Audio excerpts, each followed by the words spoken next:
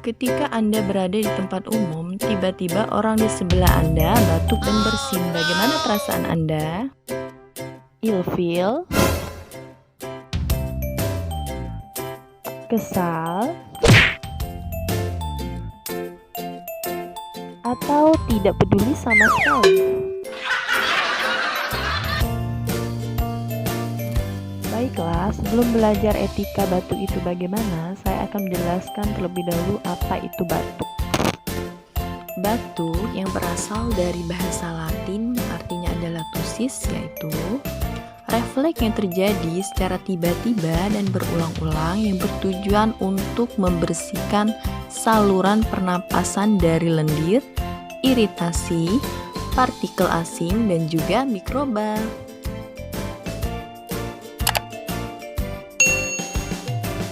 Batuk atau bersin yang baik itu bagaimana sih?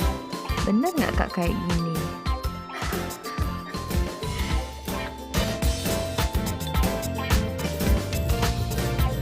Oke, baiklah, saya akan menjelaskan etika batuk dan bersin yang benar itu kayak gimana ya.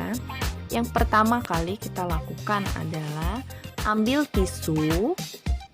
Oke, kemudian kita batukan atau bersin. Kemudian kita buang tisu ke dalam kotak sampah infeksius. Kak, gimana sih kalau misalnya di sekitar kita tidak ada tisu atau handuk kecil? Kalau misalnya tidak ada tisu atau handuk kecil, kalian bisa menggunakan lengan bagian dalam ya. Kemudian kalian batukan atau bersihkan.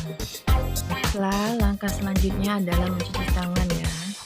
Oke, jika Anda menggunakan jam tangan, Anda harus melepasnya terlebih dahulu.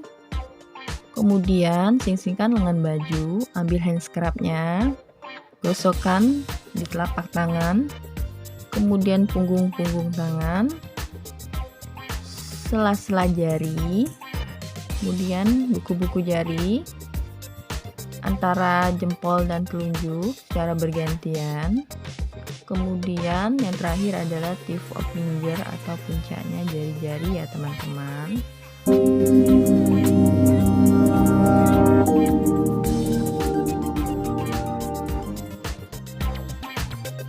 Baiklah, langkah yang terakhir adalah memakai masker ya teman-teman.